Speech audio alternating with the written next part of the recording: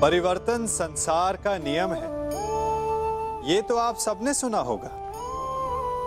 हम सब समय के साथ परिवर्तित होने का दंभ भरते हैं और आर्थिक रूप से संपन्न भी हो जाते हैं। परंतु क्या वास्तव में यही परिवर्तन है? नहीं। घर में, जीवन शैली में, खान पान में परिवर्तन अस्थायी है। कुछ महत्वपूर्ण है तो सोच का परिवर्तन। समय के साथ अपनी सोच को भी बदलें। जिस प्रकार केवल वस्त्र बदल लेना स्नान नहीं माना जाता, उसी प्रकार दिखावे का परिवर्तन समाज को शुद्ध नहीं करता। शुद्धि के लिए आवश्यक है मन का परिवर्तन। क्योंकि जो गतिमान है वही मनुष्य है, जो स्थिर हो गया वो पाषाण है, और जो समय के साथ अपनी सोच ना बदले वो शमशान है। और शमशान अंत होता है, प्रारंभ नहीं।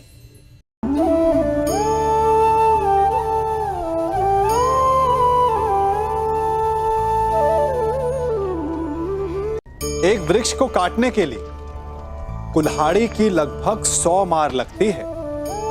हां, अंतिम प्रहार उसे अवश्य गिरा देता है। तो क्या पहला प्रहार निष्फल हो गया?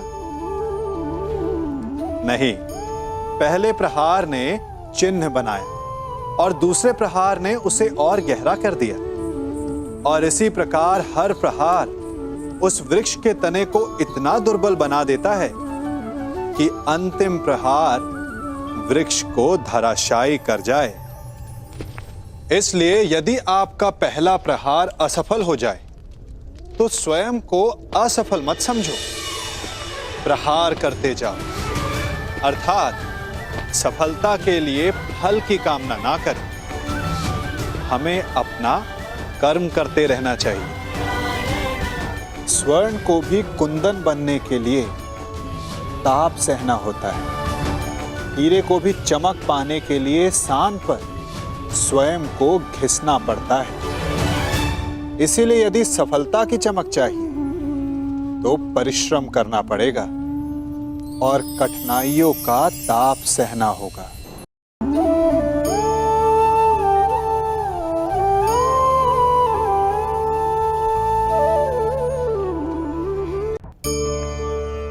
कभी कभी ऐसा नहीं लगता कि सब कुछ होते हुए भी आपको कुछ और चाहिए? ये मिल जाए तो वो चाहिए। यदि आपको ऐसा असंतोष अनुभव होता है तो इसमें कोई आपत्ति नहीं है, क्योंकि संतुष्ट हो जाना मनुष्य का स्वभाव ही नहीं है। और इसी कारण मानव ने सभी जीवों में सबसे अधिक विकास किया। इसीलिए मनुष्य ने आर्थिक और शक्ति रूप से वृद्धि की। संपन्नता बढ़ती गई, ज्ञान बढ़ता गया। अर्थात विकास के लिए असंतोष बहुत आवश्यक है। परंतु समस्या तब उत्पन्न होती है जब ये असंतोष ईर्ष्या में बदल जाता है। जब आप स्वयं की संपत्ति अर्जित करने की अपेक्षा ये प्रयास करने लगते हैं कि आपके प्रतिद्वंदी की संपत्ति अधिक ना रहे, तब ये असंतोष ईर्ष्या में बदल जाता है। और यही ईर्ष्या जन्म देती है अपराध को, षड्यंत्र को। तो प्रश्न ये उठता है कि इस ईर्ष्या से बचा कैसे जाए? और इसका केवल एक ही उपाय है। जब प्रयास अपने साथ साथ दूसरों के विकास का भी हो, तब जाकर ईर्ष्या समाप्त होती है और प्रारंभ होता है आनंद का, वास्तविक विकास का।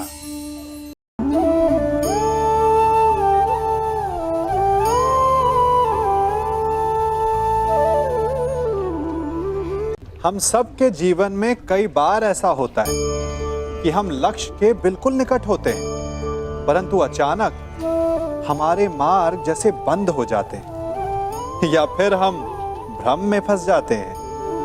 कभी कभी उस भ्रम से जूझकर हार मान लेते हैं, कभी कभी उस भ्रम को ही लक्ष्य समझ लेते हैं और प्रत्येक स्थिति में हमारा लक्ष्य हमसे दूर होता जाता है।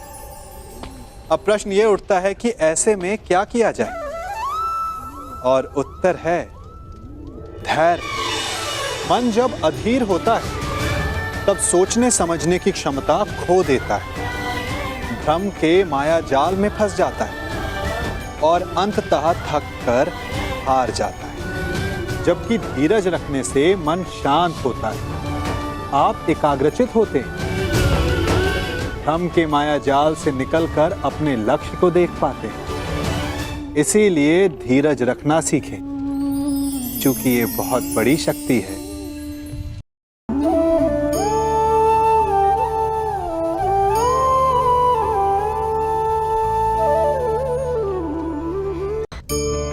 हम सब अपनों की, अपने मित्रों की, परायों की सहायता करते हैं, परंतु हम सब के मन में एक व्यथा रह जाती है कि वो हमारा उपकार भूल गया, कि उसने हमें सम्मान नहीं दिया, कि समय पड़ने पर उसने हमारी सहायता नहीं की। होता है ना ऐसा? अब प्रश्न ये उठता है कि क्या हमें उपकार भुला देना चाहिए या नहीं? और उत्तर भी दो हैं, हां भी और ना भी। हमें दूसरों पर किए गए उपकार को भुला देना चाहिए, परंतु यदि किसी ने हम पर उपकार किया है तो उसे नहीं भुलाना चाहिए। यदि दूसरों पर किए उपकार भुला दिए तो अपेक्षा नहीं रहेगी, अपेक्षा नहीं रहेगी तो वो टूटेगी नहीं, मन कुंठित नहीं होगा, और स्वयं पर किए गए उपकार को स्मरण रखा तो उसे चुकाने के लिए सदा तत्पर रहेंगे, उपकार करने वाले के कृतज्ञ रहेंगे, तब भी मन प्रसन्न रहेगा। और यदि हम सभी ऐसा करने लगे तो सबके मन को संतोष रहेगा।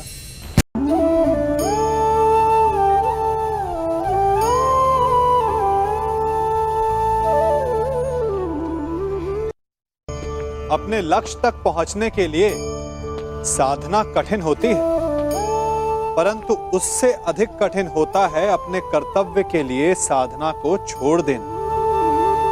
अब आप सोच रहे होंगे कि ये कैसी पहेली है।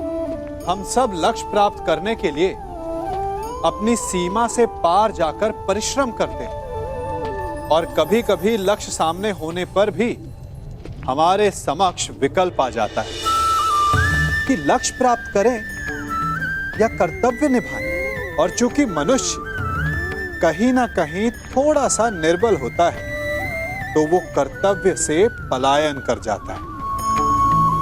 तनिक सोचिए, बिना कर्तव्य के लक्ष्य पाना क्या आपको आनंदित करेगा? नहीं ना, क्योंकि कभी ना कभी लक्ष्य आपकी परीक्षा लेता है कि क्या आप कर्तव्य निभाने में सक्षम हैं या नहीं। लक्ष्य आपको तभी चुनेगा जब आप कर्तव्य को चुनेंगे।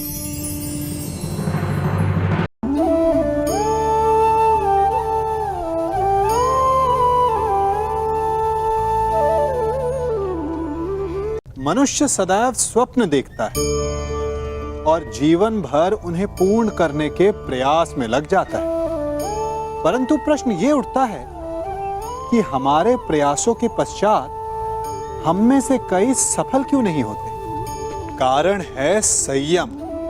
संयम अर्थात स्वयं को रोक सकने की क्षमता। अब आप कहेंगे, जब आगे बढ़ना है तो स्वयं को रोकना क्यों? विकास के विज्ञान में संयम का ज्ञान बहुत ही आवश्यक है। 4 पग आगे बढ़ना हो तो 1 पग पीछे हटने का साहस ही संयम है। संयम अपनी इंद्रियों पर, अपने आकर्षणों पर, अपनी इच्छाओं पर। कभी सोचा है नदी की गहराई में जाने के लिए सांसों को रोकना पड़ता है। पर्वत पर चढ़ने के लिए अपने पांव को रोकना पड़ता है। यही संयम होता है। यदि गहराई से देखेंगे तो आप पाएंगे कि लक्ष्य को पाने के लिए संयम होना सबसे अधिक आवश्यक है।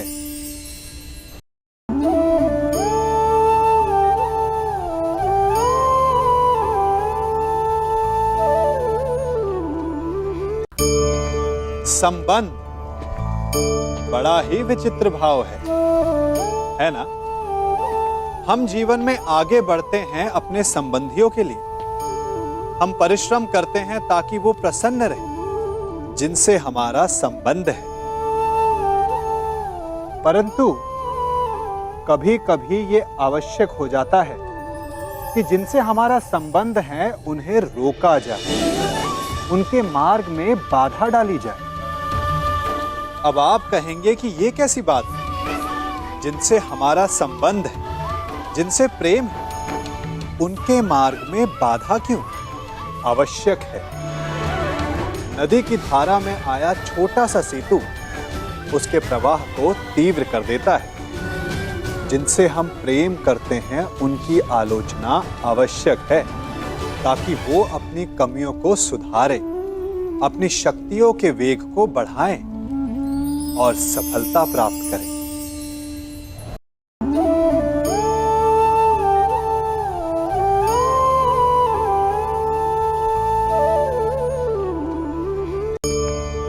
कहते हैं जब भाग्य बुरा हो तो मीठी नदी का पानी भी खारा हो जाता है।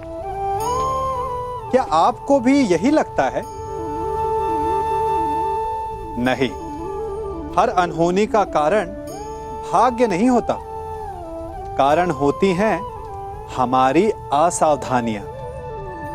कठिनाइयों में सावधानी सबसे महत्वपूर्ण ढाल है। अनजान मार्ग पर आगे बढ़ने से पूर्व अपने एक पांव को धरा पर जमाना और दूसरे पांव से आगे आने वाली भूमि को टटोल लेना ही समझदारी है। सत्य बोलने में, वचन देने में या प्रतिज्ञा लेने में सावधानी आवश्यक है। अर्थात सावधानी का अर्थ है पहले भविष्य का आकलन कर लेना। यदि घर की नींव डालने में असावधानी बरती जाए तो इमारत चाहे कितनी भी सुंदर क्यों ना हो, वो ध्वस्त हो ही जाती है। इसीलिए सुरक्षित भविष्य का आधार है वर्तमान में बरती हुई सावधानी। क्योंकि भविष्य में क्या होने वाला है ये आप जान नहीं सकते, परंतु उससे बचने के लिए सावधानी की ढाल का प्रयोग अवश्य कर सकते हैं।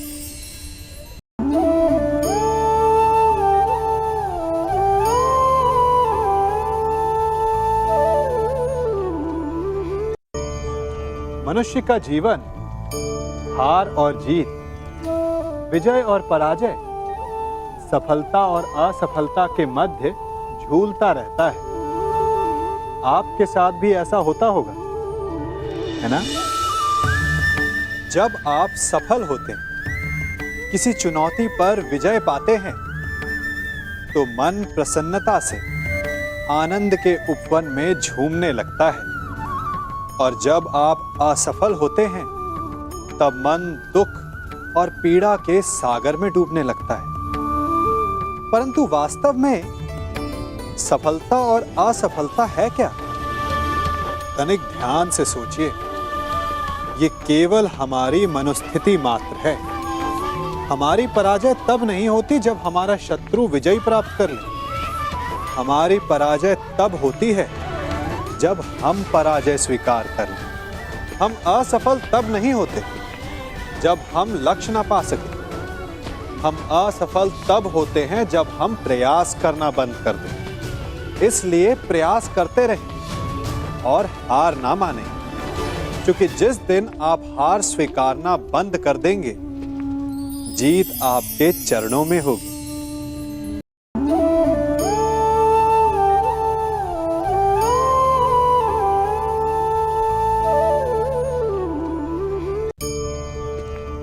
संसार में सबसे अधिक विनाशक क्या होता होगा? लालच नहीं, कामना नहीं, क्रोध नहीं, तो फिर सबसे अधिक विनाशक आपका अंत चाहने वाला शत्रु होता होगा। यही सोच रहे हैं ना? तो इसका उत्तर भी है नहीं। संसार में सबसे अधिक विध्वंसक यदि कोई है तो वो है एक मूर्ख या धूर्त मित्र। कहते हैं कि क्रोधित बैल के सामने से और बिगड़े हुए अश्व के पीछे से नहीं जाना चाहिए, अन्यथा चोट लगनी निश्चित है। परंतु एक धूर्त और मूर्ख मित्र की ओर किसी भी दिशा से जाना उचित नहीं, क्योंकि एक धूर्त और मूर्ख मित्र उस नरभक्षी पशु के समान होता है जो समीप आने वाले का नाश ही करेगा। धूर्त या मूर्ख मित्र से बुद्धिमान शत्रु हर परिस्थिति में अधिक श्रेयस्कर है। इसलिए मित्रता करते समय सावधान अवश्य रहिए।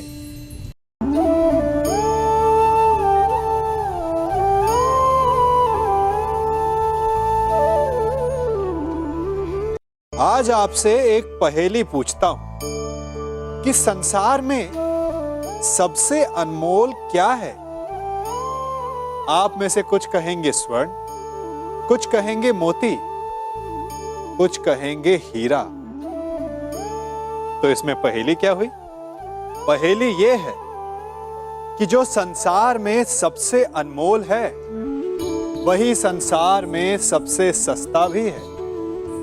वो हर पल मरता भी है और सदा जीवित भी रहता है। वो सबसे बड़ा शत्रु भी है और सबसे बड़ा मित्र भी। बूझिए क्या है वो? मैं बताता हूं। वो है समय। यदि आप हर पल का सदुपयोग करेंगे तो वो सबसे अनमोल है। दुरुपयोग करेंगे या व्यर्थ करेंगे तो वो सबसे सस्ता है, क्योंकि इसे खरीदने के लिए कोई मुद्रा की आवश्यकता नहीं होती। व्यर्थ करेंगे तो हर पल मरता है, परंतु हम सब के मर जाने के पश्चात भी यही है जो जीवित भी रहेगा। यही है जो यदि आपके साथ है तो आपका सबसे बड़ा मित्र है, और यही यदि आपके विरुद्ध है तो आपका सबसे बड़ा शत्रु। अब ये आप पर निर्भर करता है कि आप इसका उपयोग कैसे करते हैं। आप इसे अनमोल बनाते हैं या इसे यूं ही नष्ट करते हैं? इसे मित्र बनाते हैं या शत्रु? इसे हर पल जीते हैं या हर पल मारते हैं? ध्यान रहे, समय से बड़ा धन और कोई नहीं, और इसका आभास मनुष्य को तब होता है जब उसका अंतिम समय निकट आ जाए।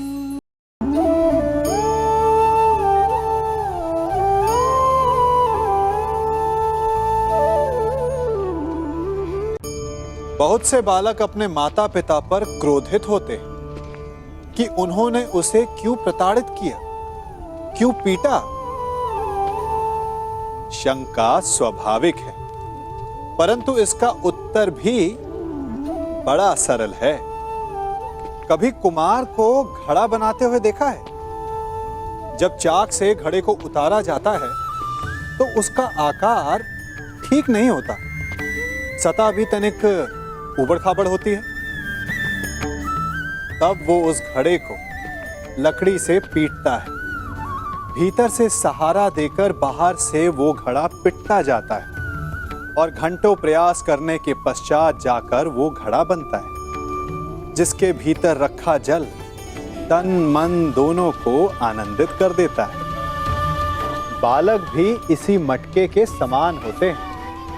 माता पिता उन्हें प्रेम से संभालते हैं, परंतु यदि डांट की लकड़ी और अनुशासन का बंधन ना हो तो वो सुपुत्र नहीं बन पाएंगे।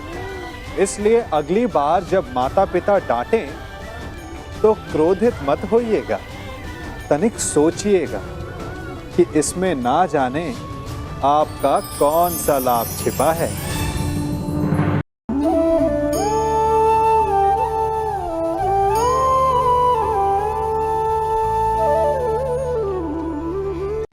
मेरे आपके हम सबके जीवन में एक दुविधा आती है, या ये कहे कि सदा रहती, कि सत्य क्या है, असत्य क्या है।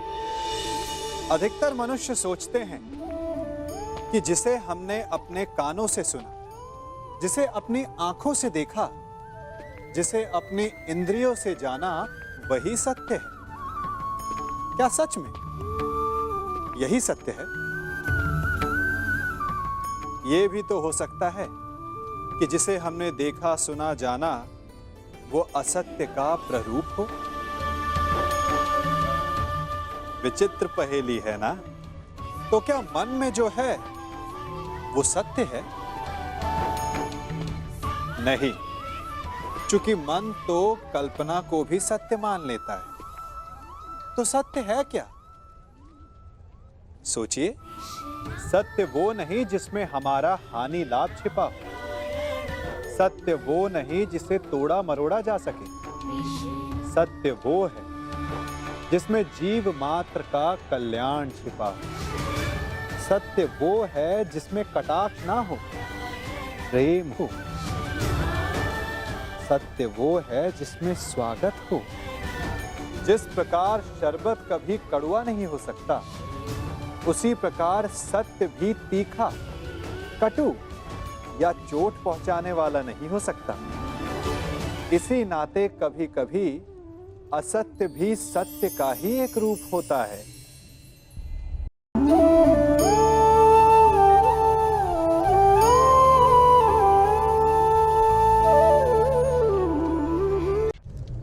मनुष्य का सबसे बड़ा गुण यह है कि वो सदा अथक परिश्रम करता है, और मनुष्य की सबसे बड़ी त्रुटि यही है कि वो सदा छोटा मार्ग चुनता है।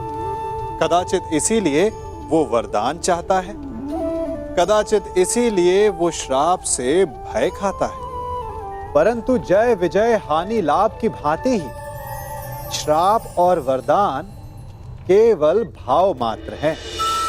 कब कौन सा वरदान श्राप बन जाए और कौन सा श्राप वरदान में सिद्ध हो जाए, ये केवल मनुष्य के कर्मों पर निर्भर करता है। विष पीकर शंकर महादेव हो गए और अमृत पान करके भी राहु केतु असुर ही रहे। तो सब खेल है केवल भाव और कर्मों का।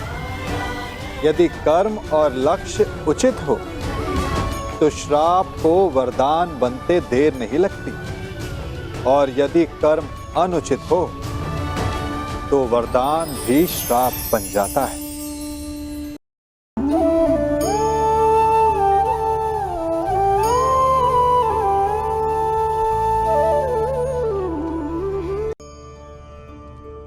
सम्मान। मनुष्य के जीवन में सम्मान का बहुत अधिक महत्व है। वो उसे अपने हृदय, अपने मन से जोड़कर रखता है। कदाचित इसीलिए हम शत्रु के सम्मान पर चोट पहुंचाते हैं ताकि उसे पीड़ा पहुंचाई जा सके। परंतु ऐसा करने से सावधान रहे मित्रों। शरीर पर लगी चोट मनुष्य भुला सकता है, परंतु उसके सम्मान को लगी चोट उसे जीवन भर पीड़ा देती है। और स्त्री के मान सम्मान पर लगी चोट उसे उस सीमा तक ले जाती है जहां उसे केवल प्रतिशोध दिखाई देता है। यदि अपने शत्रुओं को जीतना है तो प्रेम से जीतिए, अपने कर्मों से जीतिए। उन्हें अनुभव करवाइए कि उनसे भूल हुई है। किसी के सम्मान को ऐसी चोट ना पहुंचाइए कि वो आपका नाश करने पर उतर आए। स्मरण रखें, किसी का अपमान करके आपके हृदय को कदाचित थोड़ा संतोष आ जाए, परंतु उस अपमान से आप कई हृदयों को आघात पहुंचाते हैं और अपने लिए एक शत्रु और बढ़ा लेते हैं।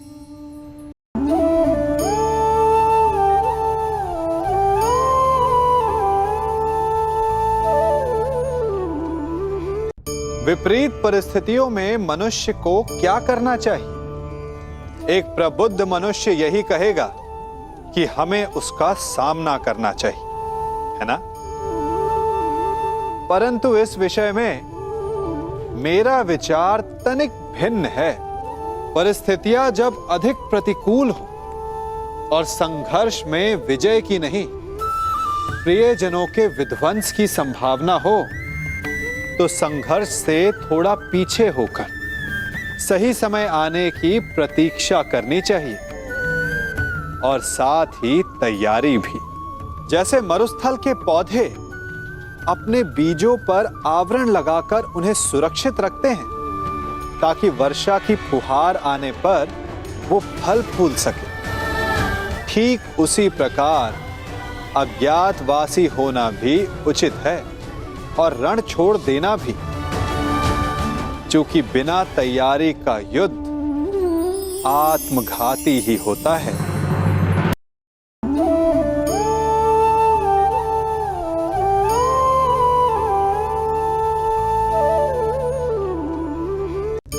संसार का नियम है कि वो शक्ति से संचालित होता है। सूर्य में तेज है, इसीलिए उसकी पूजा की जाती है।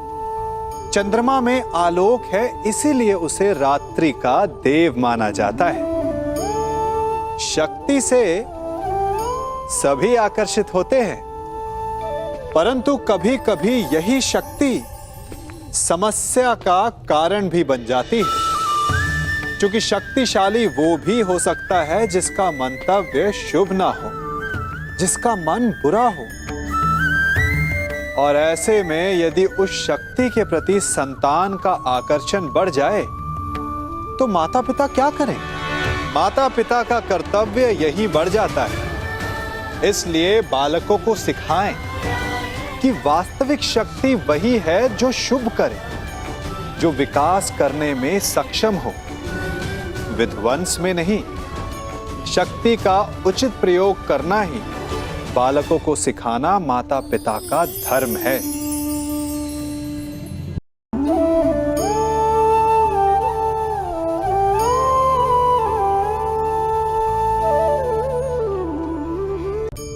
दृष्टिकोण क्या होता है?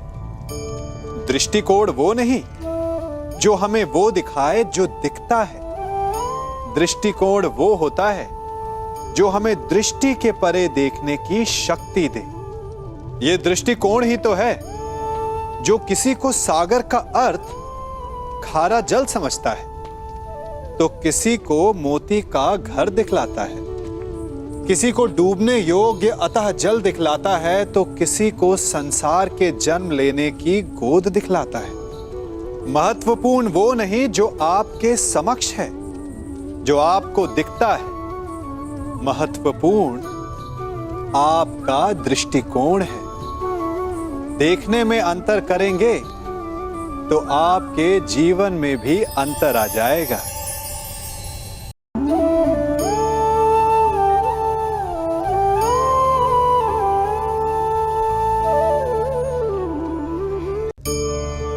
हमारे जीवन में दो प्रकार के व्यक्ति होते हैं, पहला मित्र और दूसरा शत्रु।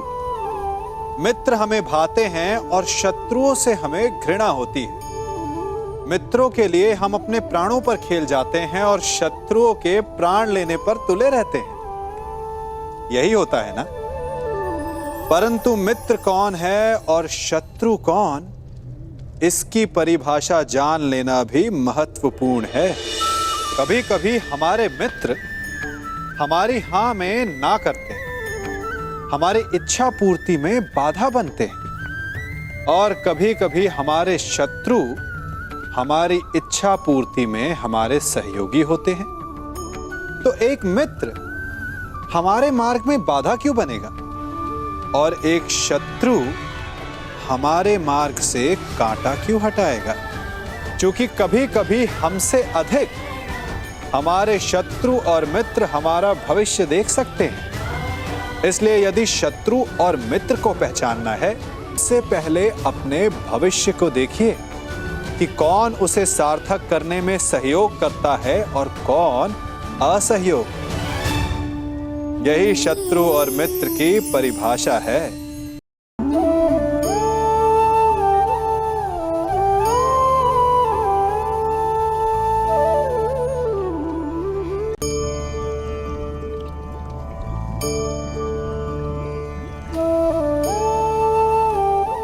क्या लगता है आपको कि मैं क्या कर रहा हूं? मैं इस जल में अपना प्रतिबिंब देखने का प्रयास कर रहा हूं। अब आप लोगों को लग रहा होगा कि मैं कैसी मूर्खता कर रहा हूं। ऐसे उबलते हुए अशांत जल में कोई अपना प्रतिबिंब कैसे देख सकता है? जिस प्रकार प्रतिबिंब केवल शांत जल में देखा जा सकता है, उबलते हुए जल में नहीं, उसी प्रकार क्रोध में उबलता मनुष्य ना कुछ देख पाता है, ना कुछ सुन पाता है। वो ना ही अपने कर्मों के परिणाम को देख पाता है और ना ही अपने आत्मा, अपने मन की पुकार को सुन पाता है। क्रोध भी इसी उबलते हुए जल के समान होता है और वो किसी और को जलाने की क्षमता भी रखता है, परंतु वो भी स्वयं इस उबलते हुए जल के समान भाप बनकर समाप्त होता जाता है। इसलिए विपरीत परिस्थितियों में शांत रहना मनुष्य के लिए आवश्यक है, ताकि वो अपनी आत्मा, अपने मन के प्रतिबिंब को देखकर निर्णय ले सके कि क्या उचित है और क्या अनुचित।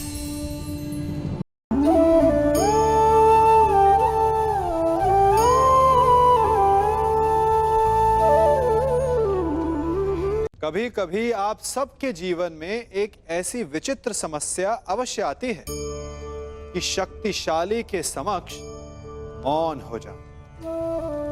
उस शक्तिशाली से विवाद करने से बचने के लिए आप मौन रह जाते। मानता हूं, ऐसा करने से आप एक विवाद से बच जाते, एक संघर्ष से बच जाते, परंतु ऐसा बचाव एक बड़े संघर्ष को जन्म दे देता है। कैसे? हमारा मौन रहना अनजाने में उसका समर्थन बन जाता है और वो स्वयं को अधिक शक्तिशाली अनुभव करता है और यहां से हमारा दमन प्रारंभ हो जाता है। एक के बाद एक हम अन्याय में अनचाहे रूप से सम्मिलित होते चले जाते हैं। तो इसका तोड़ क्या है? ये समझने के लिए ये जानना आवश्यक है कि ऐसी कौन सी बात है जो आपको विरोध करने से रोकती है। ये सामने वाले की शक्ति नहीं जो आपको रोकती है, ये आपके भीतर छिपा भय है जो आपको रोकता है। हाँ, कभी कभी भय आपकी सुरक्षा अवश्य कर सकता है, परंतु साथ साथ ये भी जानना आवश्यक है कि ये भय ही है जो आपको मौन भी रखता है। इसलिए अपने मन से भय को निकालिए और खुलकर अनीति का, अन्याय का विरोध कीजिए और फिर देखिएगा आपका मन कितना मुक्त, कितना हल्का अनुभव करेगा।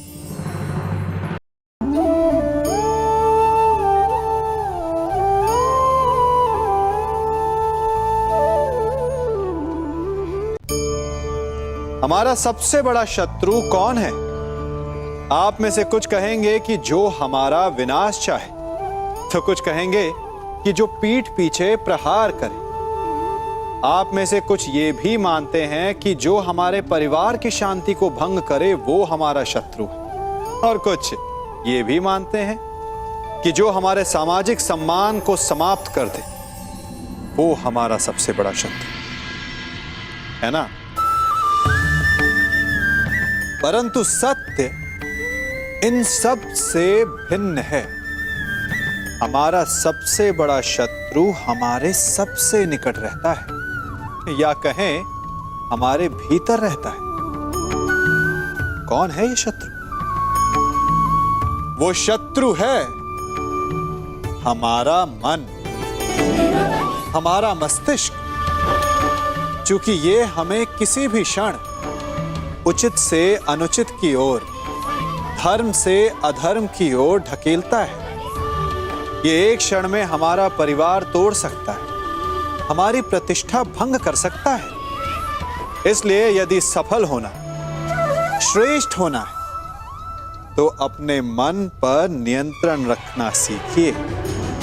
यदि मन अनुशासित हो तो उससे अधिक सृजन कोई नहीं कर सकता, और यदि मन अनुशासित ना हो तो उससे अधिक विध्वंस कोई नहीं कर सकता।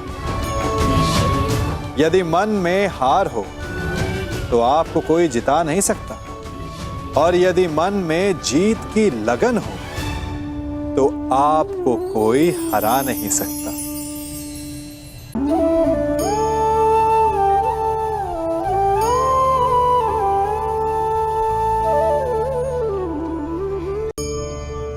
ये सत्य है कि एक दिन सबको मरना है, परंतु ये सत्य जानते हुए भी सबको अमर रहना, सदा जीवित रहना है।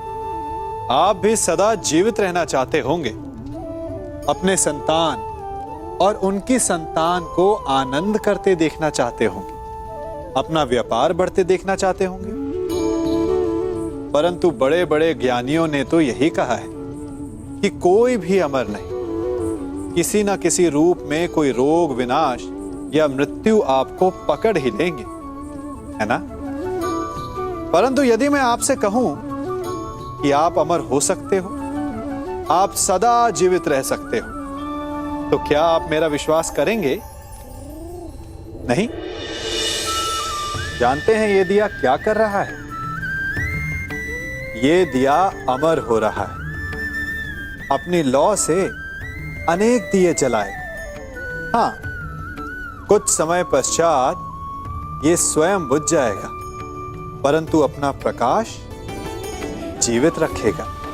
और यही सीधा सा रहस्य है अमर होने का, क्योंकि दीपक का अस्तित्व उसके प्रकाश से है। प्रकाश नहीं तो दीपक समा, और यदि प्रकाश जीवित रहेगा तो दीपक का लक्ष्य पूर्ण हो जाएगा।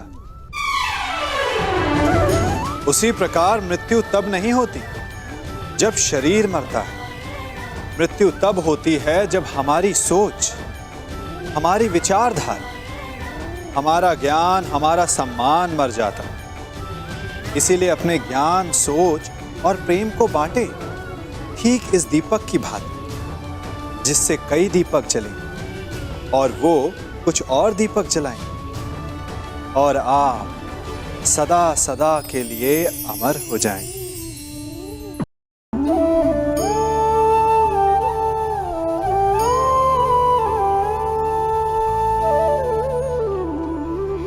आप किसे मित्र मानते हैं?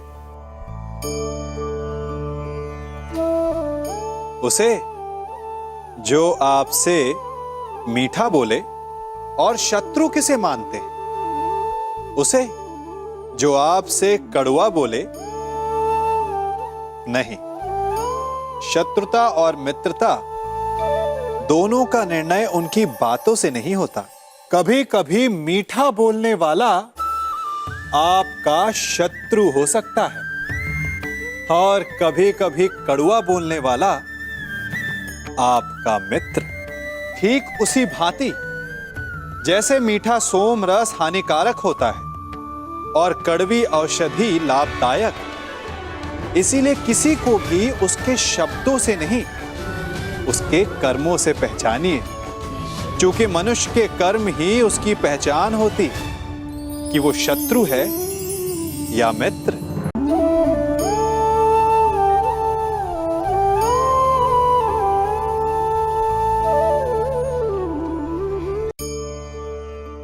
हमारे जीवन में दो संबंधों का बड़ा महत्व है, क्योंकि दोनों सीधे हृदय से जुड़ते हैं। एक मित्रता और दूसरी शत्रुता। हृदय से जुड़ने वाली मित्रता और शत्रुता अधिकतर हमारे वचनों से जन्म लेते हैं। जब हम सफलता के कारण अधिक उत्साह में होते हैं या किसी हानि के कारण आक्रोश में होते हैं, उस समय हमारे वचनों पर हमारा नियंत्रण नहीं रह पाता। ऐसी स्थिति में हम कुछ ऐसा बोल जाते हैं कि सामने वाला उसे हमारा अहंकार समझकर हमसे मित्रता तोड़ देता है या अपना अपमान समझकर हमसे शत्रुता साध लेता है। क्रोध उस उबलते जल के समान होता है जो शत्रु को जला पाए या ना जला पाए, परंतु वो स्वयं को भाप बनाकर अवश्य नष्ट करता रहता है। इसलिए मुख से वचन निकालने से पूर्व श्रेयस्कर यही है कि उसे आत्मा के तराजू में तौल लिया जाए, क्योंकि एक पल में निकला हुआ वचन कई जन्मों तक दंड बन सकते हैं।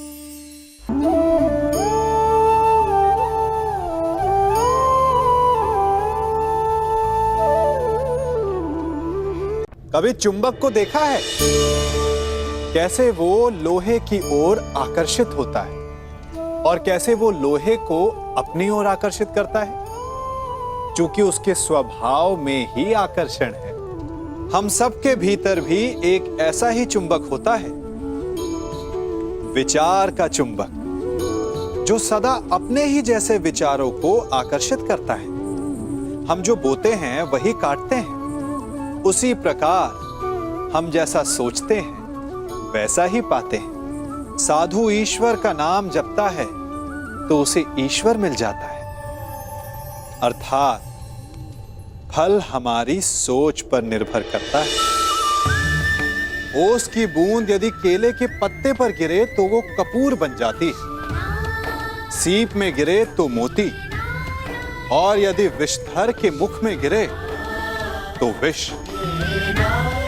बूंद एक है, परंतु उसके प्रारब्ध भिन्न है, क्योंकि उसे आकर्षित करने वालों का व्यवहार भिन्न है। इसलिए यह आप पर निर्भर करता है कि आपको भविष्य में विष चाहिए या अमृत।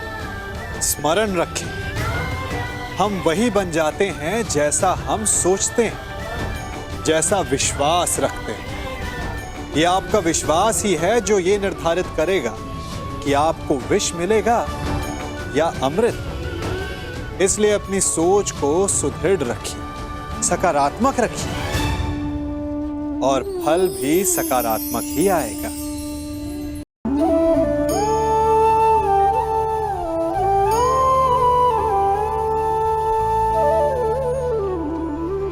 जब से ये सृष्टि बनी है, नदी की धारा और चट्टान के मध्य सदा संघर्ष रहा है, परंतु हर बार चट्टान की कठोरता को हारना पड़ता है और नदी की धारा कोमल होते हुए भी कठोर चट्टान को काट देती है। कभी सोचा है क्यों? चट्टान इतनी कठोर और जल इतना कोमल, चट्टान इतनी दृढ़ और जल इतना लचीला, फिर भी सदा जल कठोर चट्टानों के मध्य से अपना मार्ग बना ही लेती है।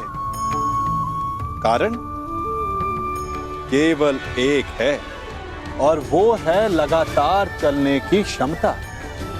जल बढ़ता रहता है, चट्टान अडिग रहती है। इसी कारण जल चट्टान को काटकर मार्ग बना लेता है। इसलिए लगातार चलते रहिए, रुकिए मत, क्योंकि चट्टान जैसी हर समस्या को आप भी जल की तरह काट सकते हैं।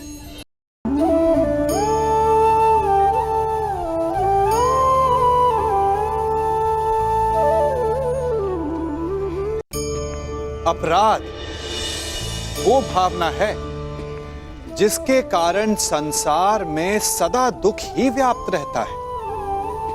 हम सब अपराधियों से घृणा करते हैं, उन्हें कोसते हैं, परंतु क्या कभी विचार किया है कि कोई भी जन्म से अपराधी नहीं होता। तो ऐसा क्या कारण है कि कोई इतना बुरा बन जाता है कि वो बुराई की सीमाएं ही पार कर जाए? कारण है कामना। यदि कामना पर नियंत्रण ना रखा जाए, यदि कामना को पूर्ण करने के लिए परिश्रम ना किया जाए, तो वो तृष्णा में बदल जाती है, और तृष्णा लालच में, और लालच छल में, और छल करते ही मनुष्य अपराध की ओर अपने पग बढ़ा देता है। इसलिए यह अत्यंत आवश्यक है कि मन की कामनाओं पर नियंत्रण रहे। यदि मन पर नियंत्रण रहेगा तो अपराध पर स्वयं ही नियंत्रण हो जाएगा।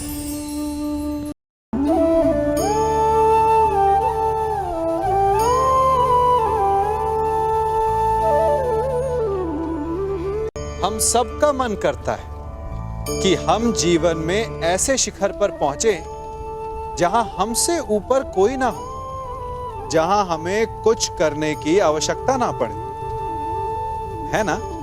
कुछ लोग इस शिखर पर पहुंच भी जाते हैं, परंतु उनका मन सदा विचलित रहता है। इतनी मनोरंजक बात है ना कि जिस विश्राम को पाने के लिए हम इतनी मेहनत करते हैं, इतना परिश्रम करते हैं, वो हमें मिलता ही नहीं। कारण स्वयं सोचिए, वन का राजा होने के पश्चात भी सिंह को अखेट के लिए परिश्रम क्यों करना पड़ता है? सोचिए, मैं बताता हूं।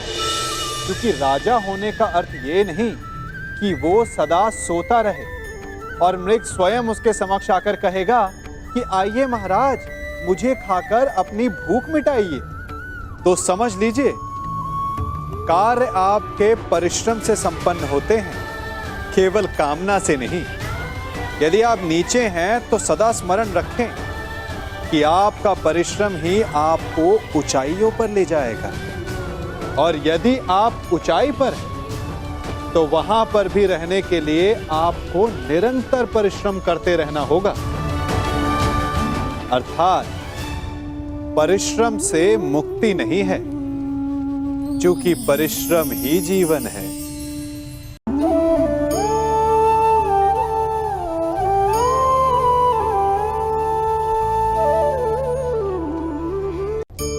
सबसे अधिक महत्वपूर्ण क्या है? जीवन, या जो जीवन में पाया, यात्रा, या यात्रा पूर्ण करने के बाद पाया गया लक्ष्य, कर्म या उसके फल? बहुत ही महत्वपूर्ण परंतु विकट प्रश्न है ना? परंतु तनिक धीरज से सोचेंगे तो इसका उत्तर अधिक कठिन नहीं है। यदि जीवन यात्रा है तो उसका लक्ष्य क्या होना चाहिए? स्वयं सोचिए। मान, संतान, धन? नहीं ना। अंतिम लक्ष्य है परम आनंद, और ये अचानक से नहीं मिलता। इसे पाने का केवल एक ही उपाय, और वही आपका कर्म, वही आपकी यात्रा भी, और वही आपका प्रारब्ध भी है। और आपको कौन बताता है कि आपके लिए सही क्या है? वो है आपका मन, जो मस्तिष्क की भांति हानि और लाभ नहीं सोचता, जो आपको ये बताता है कि शुभ किसमें, संसार का कल्याण किसमें, आनंद किसमें। यदि आपका मन संयमित है तो वो आपका सबसे महत्वपूर्ण मार्गदर्शक है, जो आपकी यात्रा, आपका लक्ष्य, आपके कर्म और उसके फलों को सबको शुभ बना सकता है।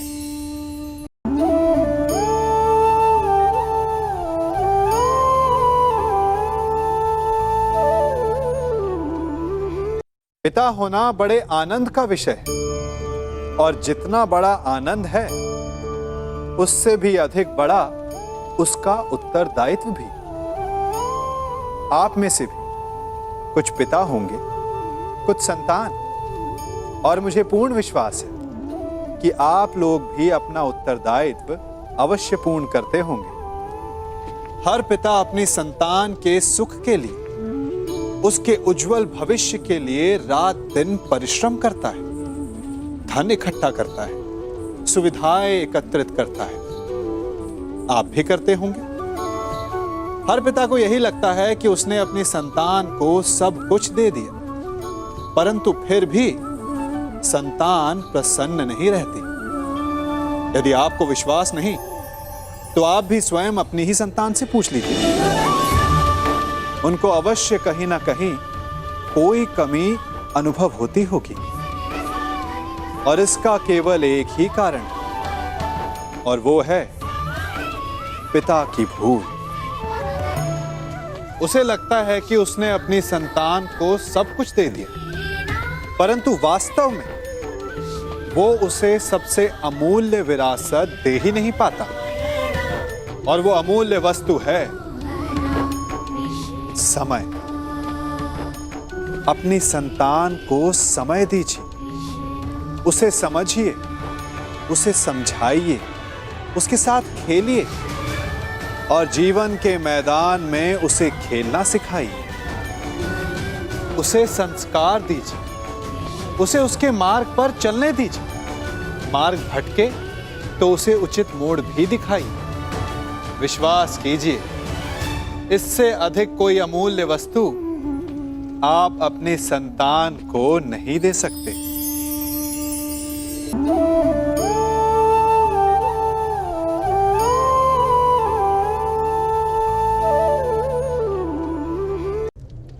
युवा अवस्था भी हमारे जीवन का कितना सुंदर काल होता है ना।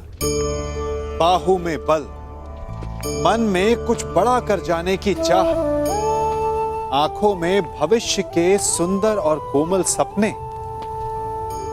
और इसी अवस्था में मनुष्य के भीतर पनपता है प्रेम।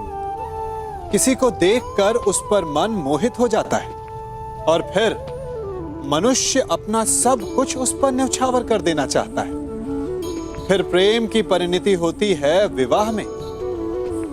क्यों? सबको अपने खट्टे मीठे संस्मरण स्मरण हुआ है ना। परंतु यहीं से अधिकतर माता पिता और संतान के मध्य विचारों का विरोध प्रारंभ हो जाता है। संतान को लगता है कि उसका चुना जीवन साथी ही उसके लिए उपयुक्त है, और माता पिता को लगता है कि संतान अनजाने में भूल कर रही है। संतान का तर्क होता है कि उसे विवाह किससे करना है, ये उसका अधिकार है, और माता पिता का तर्क ये होता है कि अब भी जीवन साथी चुनने की समझ संतान में है ही नहीं। तो इस अवरोध को काटा कैसे जाए, उचित निर्णय कैसे लिया जाए? इसका एक ही मार्ग है, अपने उत्तरदायित्व का भान और अपनों से बड़ों के मापदंडों का भान। विवाह करने से पूर्व ये जान लेना आवश्यक है कि विवाह केवल अपने प्रेम को पाने का मार्ग नहीं है, अपितु विवाह से जीवन का एक नया द्वार भी खुलता है, और हर नए जीवन के साथ नए उत्तरदायित्व भी होते हैं। और यदि इन उत्तरदायित्वों को समझकर निर्णय लिया जाए तो विश्वास कीजिए, आपका दाम्पत्य जीवन आनंद से भरा रहेगा, और आपको कभी यह पछतावा नहीं होगा कि आपने कोई अनुचित निर्णय लिया।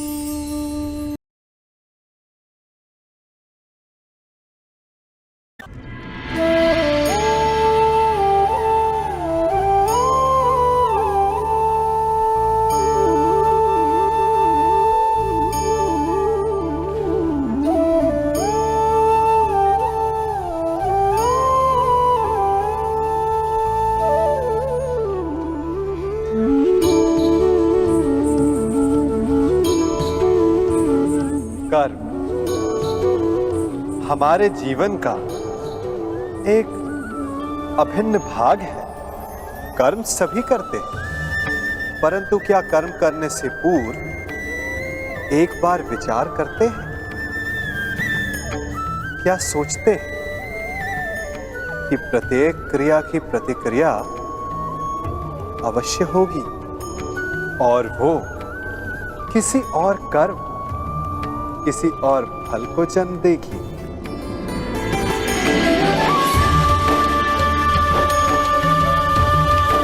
ये झूला एक बार झुलाओ तो लौटकर अवश्य आएगा। उसी प्रकार हमारे कर्म और उसके फल लौटकर आते हैं।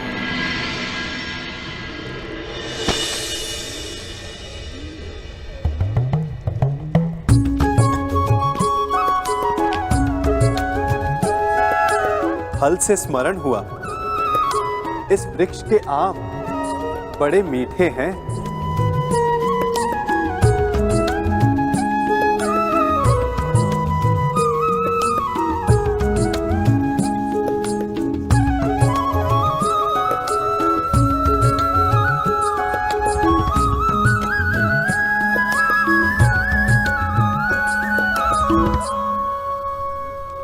इस वृक्ष को बोने वाले ने कदाचित इसके फल खाने की इच्छा नहीं की होगी।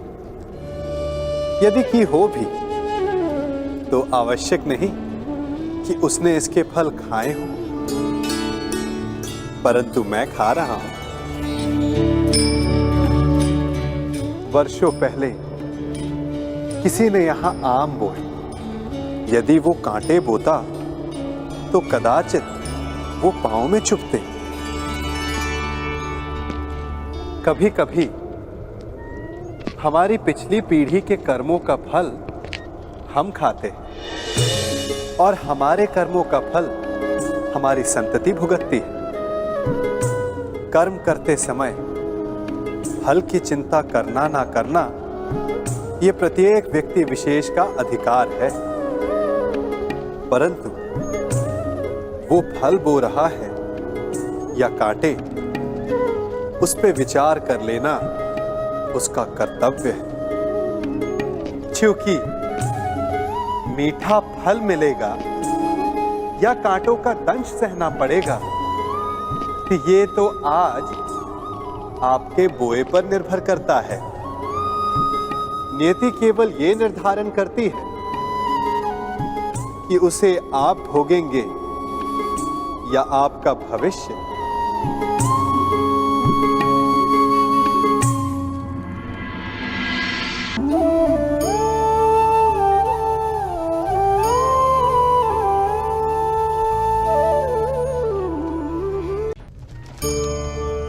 इस फल को देख रहे हैं आप, अभी अभी अपनी डाल से अलग हुआ है। बड़ा दुख होता है ना जब आप अपने उद्गम से अलग होते हैं, परंतु ये दूरी भी आवश्यक है। अब इस फल को ही ले लीजिए। अपने जीवनदाता वृक्ष से अलग होकर ये ना केवल किसी की भूख शांत करेगा, अपितु इसके भीतर के बीज से एक नए वृक्ष का सृजन भी होगा और कई फल जन्मेंगे। सृजन की प्रतिक्रिया में पीड़ा आवश्यक है। यदि पीड़ा नहीं होगी तो सृजन नहीं होगा। पीड़ा अपने उद्गम से दूर होने, पीड़ा अपनों से दूर होने। इस फल की भांति हम मनुष्यों को भी अपने उद्गम से, अपने सगे संबंधियों से अलग होना पड़ता है और यही अलगाव एक नए सृजन को, एक नई सृष्टि को, एक नए विकास को जन्म देता है। इसलिए ऐसे अलगाव से दुखी मत होइए, उसका स्वागत कीजिए, क्योंकि ये विकास की नींव है।